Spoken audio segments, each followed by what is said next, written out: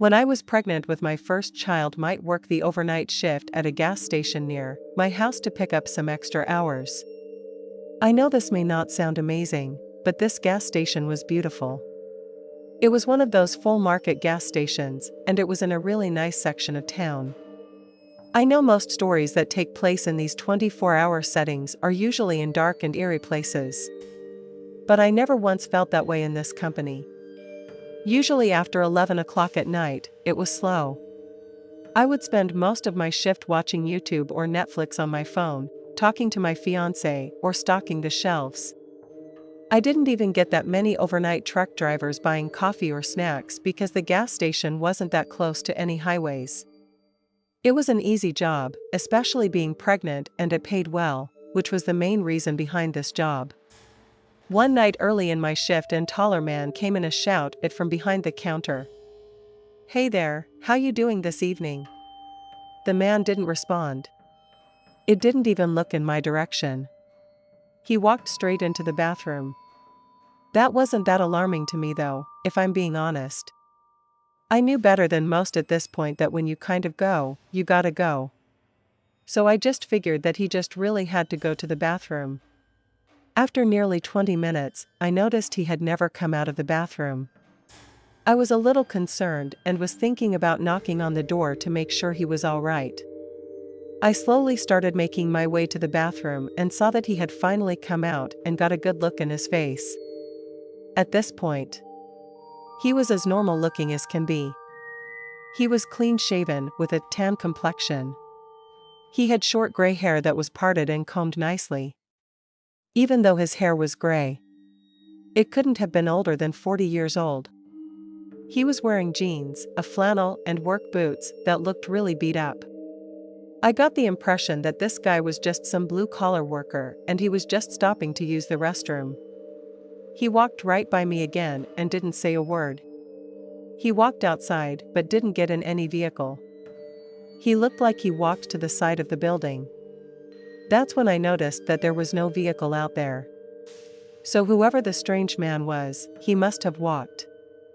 That whole ordeal was a little off-putting, but overall I stopped thinking about it just a couple of minutes later, since it was an eventful part of working these late-night shifts as you get your array of strange individuals. As the night continued, I ended up calling my fiancé, and we were just talking on the phone passing the time. It had to be at least an hour later, the door opened and to my surprise, it was the same guy.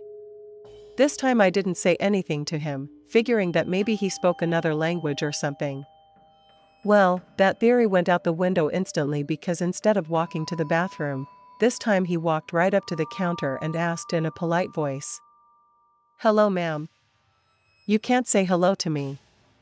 He smiled as he said it, indicating me that he was joking around. I nervously smiled and responded, "Sorry about that, sir." "Hello, how you doing this evening?" He smiled and only responded with one word and abrupt tone, jerky. I jumped back a little bit and said, "Excuse me." The man then leaned toward Ban and the polite voice changed into a more aggressive voice and he said, "I want beef jerky." "Where is it?" I pointed over to the rack where all the jerky and Slim Jims were located. He smiled at me and now in a polite tone once again. He said, "I thank you, ma'am." He slowly walked over to the beef jerky and stopped once he got to the rack. He was standing completely still when he said to me, "You know, he looked just like a Disney princess." I was a bit creeped out but said thank you anyway, just figuring that he was trying to be nice. It looked like a lot of things. But one thing I do not look like as a Disney princess, trust me. Without grabbing any jerky, he marched back over to the counter and started to stare at me. I know, staring on its own is harmless. But this stare felt intrusive and maybe uncomfortable. His eyes were flying around like ping pong balls. And he said, "Yeah, that's a Disney princess. I can see it now." I gave a little half smirk and apparently that wasn't good enough for this man. He started to shout, and I mean quite literally started to scream. "Why? You don't like Disney?" I didn't even have time to respond before he started to shout again. "My daughter used to like Disney. And now she's just like you. I started to gather that clearly. This man wasn't right. I had no idea what that statement was even supposed to mean. His daughter is just like me, as calmly as I could. I said up, "I'm sorry if I offended you." He cut me off and started to scream uncontrollably. At this point, he wasn't saying anything that made any sense at all. It was just a lot of gibberish and nonsense, saying things like, "I said the princess, you all want to be the heroes. And even more strangely, I could be a king. And instead, I'm here." It was clear to me that this man was having some sort of nervous breakdown. Thankfully, I never hung up the phone with my fiancé, who was witnessing this entire unhinged conversation. He felt like something was clearly not right, and he didn't want to take any chances. So he called the police and told them when I was dealing with an unruly and potentially hostile customer. Well, I've never been more thankful for my fiancé, because during the man's rant, he did start becoming hostile. He stormed back over to the beef jerky and knocked over the entire display. Even though this guy was clearly not right. This was the first moment that actually felt unsafe.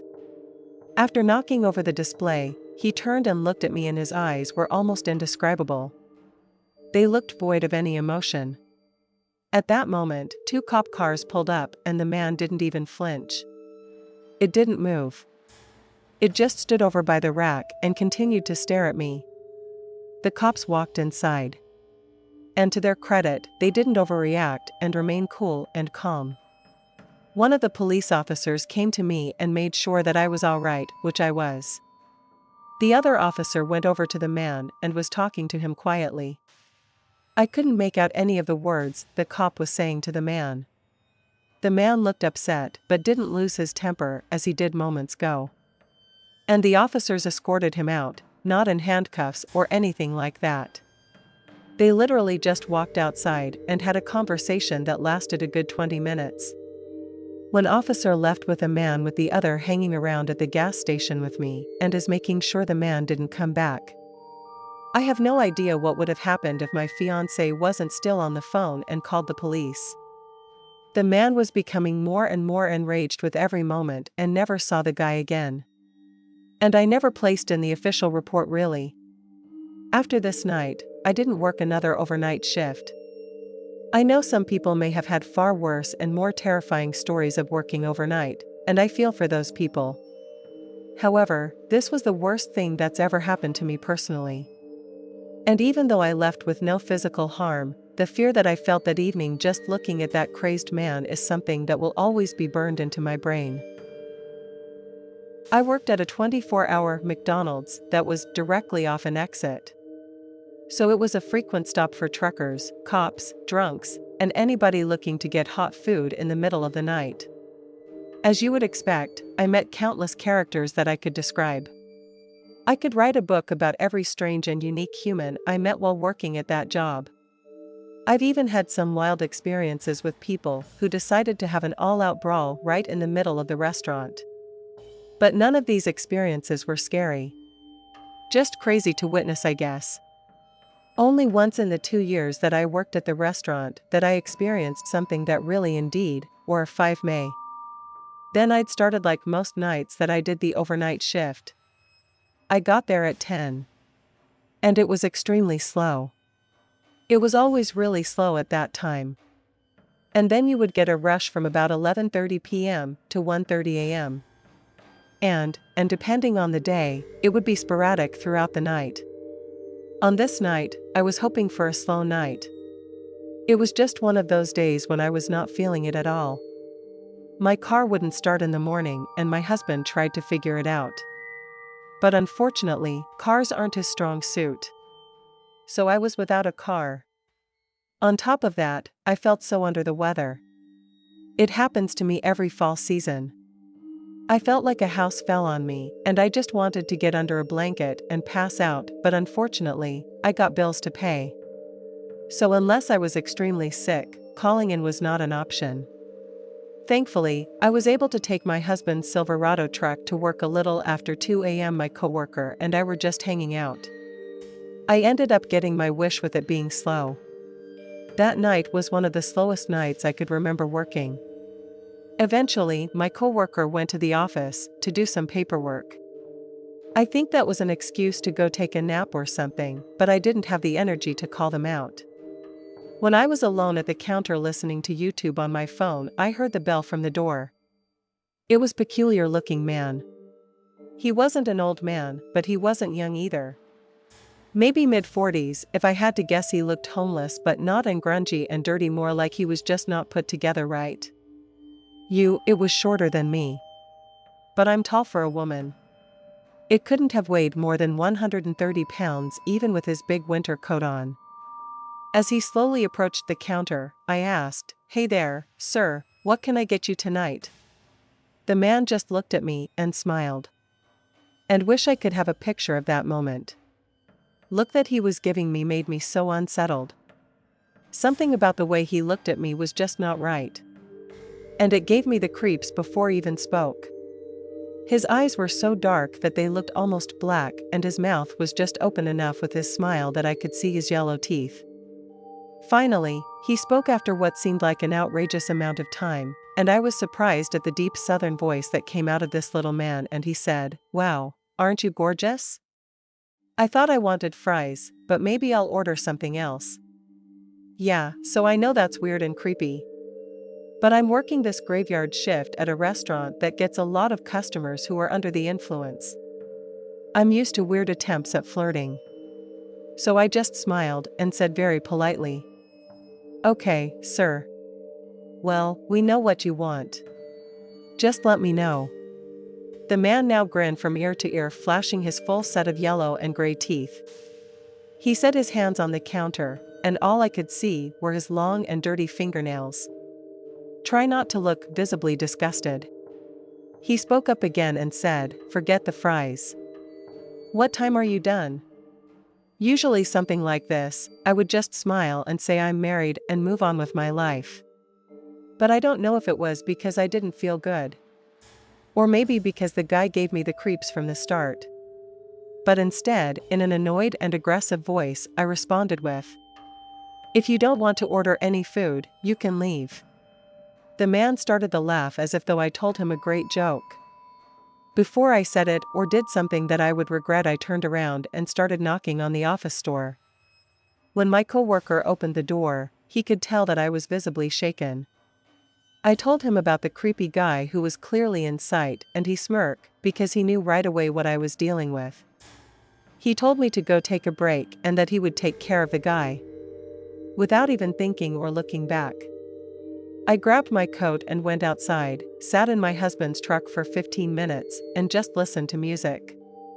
I had almost forgotten about that creep up until right before I went back inside. I noticed some wandering on the far side of the parking lot, with a to-go bag in his hands. I was relieved that my coworker was able to get rid of him, and I decided to wait in the truck for another 5 minutes just in case. I didn't want this group to see what vehicle mine was. When I finally got back inside, my coworker looked a little freaked out. I asked him about the interaction with that freak. And his answer just really freaked me out. He said in a tentative voice, "I don't know if I should tell you." I started to jokingly hit his arm and I told him to tell me, to which he complied, and he said that guy was crazy. When I came out to take his order, he just kept asking what the girl was. So I told him that you went home for the night, and he started to lose his mind, screaming and swearing. I ended up just giving him a free medium fry just to shut him up and get them out of here. Then he turned around, and as he was walking out, he said, "Tell Monica I said goodbye. And I'll see her soon." This little story almost made me faint. Mainly because I don't wear a name tag at this job. I had no earthly idea how this man knew my name. For the remainder of the shift, I couldn't focus. I just kept looking over at the door, expecting this man to stumble back in, but thankfully never did. Close to 430. In the morning, I asked if I could leave early. He knew that I wasn't feeling well. And with the creepy guy in my mind, he knew that I just needed to get away just to make my night more enjoyable. As I was leaving and started to snow, and it was the first truly hard snowfall of the season. even though fall basically just started. I was thankful to have my husband's truck once again. And I figured if I just took it slow, I'd be safe. I couldn't have been more wrong. Only about a half-mile from work, I ended up driving into a ditch because I couldn't see the road from the snow falling. I was alright, and it didn't seem like too much damage. When I couldn't get myself out of the ditch, I called police, and surprisingly, the cops were there in about a minute. I got out of the truck to greet the cop, and that's when it happened. From the back of the truck, the man from the restaurant jumped out and started to run full speed into the night. I screamed and then was at a loss for words. The cop didn't know what to do and started to yell at me to tell him what was going on. I finally told him and he radioed some other cops, but they never caught them. We eventually went back to the restaurant and I gave the police my entire story. They looked at the cameras, but it wasn't enough to ever actually catch the worst part was watching the video of the guy getting into the bed of the truck. It was no more than 10 minutes after my break. He came storming back into the parking lot with the food bag still in his hands. He looked around for a few minutes, tried the door, and when it was locked, he just jumped into the back.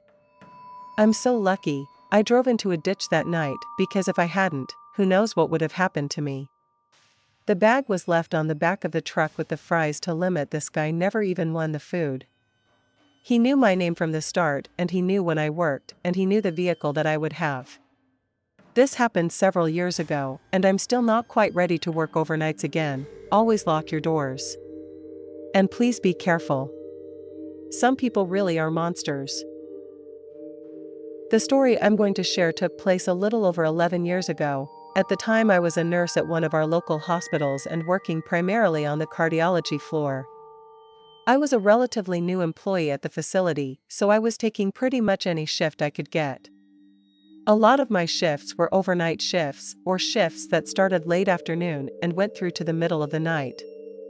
At the time, I didn't mind, but looking back on it now, I have no idea how I wasn't in bed by 10 p.m. every night like I am now.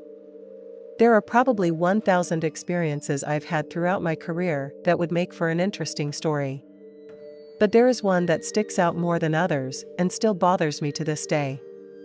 On the cardiac floors, we allowed different visitation rules than some of our other floors due to the sometimes unexpected and catastrophic nature of the illnesses that wouldn't be uncommon to have visitors going to prove to stay a majority of the day or night. If a spouse had just experienced a heart attack, it was natural to have someone stay the night even if they had been stabilized and moved to our floor. There was one particular patient who had their spouse with them for 2 to 3 days as they recovered and worked to get discharged and released home. They were both very nice people, especially my patient who still remains one of the sweetest people I've ever met. Her husband, who was nice enough, even from the beginning seemed to have something a little off. I remember the wide smile that he would have when talking to me or coworkers. At first, it seemed kind and inviting. But after holding a few minutes of conversation, gotten kind of uncomfortable. Anyway, the first occurrence happened on the second night of the stay. I was working an overnight shift, and that was later in the evening. I was at the nurse's station and saw the light flashing outside the patient's room, which notified me that they had used the call button to request something. I made my way to the room and went in to check and see what was going on. When I got there, the lights are off, but the TV was on and the patient looked to be sleeping. I was kind of confused and thought that maybe the patient accidentally hit it in their sleep. Then I heard, "Smells good," right behind my ear. I jumped and kind of shrieked and saw that it was the patient's husband. He said, "Uh-huh." It was just me playing a little joke and hide in the bathroom. He stammered and said, "Oh, yeah, sorry. Your hair smells good." I just kind of stood there in silence for a second and replied, "Please let me know if there's anything else either of you need. Just only use the call bell if you guys actually need assistance, okay?" I left the room and went back to the nurse's station, which sat directly across from bank of elevators. The location was annoying because the old elevators made a loud noise when they went up or down. A few hours had passed and the elevator was making its oh so lovely sound again, it didn't open the doors to our floor. I looked around the desk, but no one was there, and the doors closed, and the elevator went back down. Weird, right? Well, this happened 5 more times in a row. So I finally decided to see who was messing around and calling or sending the elevator. I got into the elevator, and it went down to the 2nd floor where the doors opened. Again, no one was there. Being annoyed, tired, and confused. At this point, I went back up to my floor to head back to my desk. When I got back up, the elevator had thankfully stopped its constant noise and movement. However, when I reached for my cup of water, I noticed a folded piece of paper. I thought maybe it was something I left in on one of the patient's rooms, or that it was something that I wrote down that I didn't want to forget to do. But when I unfolded it, it said for my favorite nurse, with a small drawing of a rose or some type of flower. I sat down and looked around to see if there was anyone around. I didn't see anyone outside of another nurse who was all the way at the other end of the hallway, coming out of another room. Thankfully, I was able to keep myself busy for most of the nights, and it was almost time for me to hand off my patients the next shift. As I was finished took some paperwork, I felt a feeling like someone was behind me or I was being watched. I sat up in my chair and kind of looked around and saw a head sticking out of the doorway of the patient's room. Yep, it was the smells good person from earlier in the night. As soon as he saw my gaze going that way, he popped his head back into the doorway. I angled my chair so that it could see the room, but it still looked like my head was facing my computer. And every so often, I see a head popping out of the doorway, and then darting back into the room. I tried to ignore it the best I could, so I could just finish my shift and go home and get some sleep. I did just that and returned to work the next day to find that the patient from that room had indeed been discharged. And when I was getting my new assignments, one of my colleagues said, "I heard you made a new friend last night." I asked what they meant. And she said, "Well, one of your patients that got discharged today, one of the family members were looking for you and asked him for you. And wanted to see if you were here, and we told him you were gone. And we didn't know when your next shift was. And we told him that you weren't here." His face went from a smile to a frown, and he just walked away. "And we figured you just made a good impression or something." I just smiled at my coworker and went back to reviewing some charts. I will say the things only seem a little more unnerving on the night shift. And I've always wondered if that's our subconscious at work, or if weird things really do occur more at night,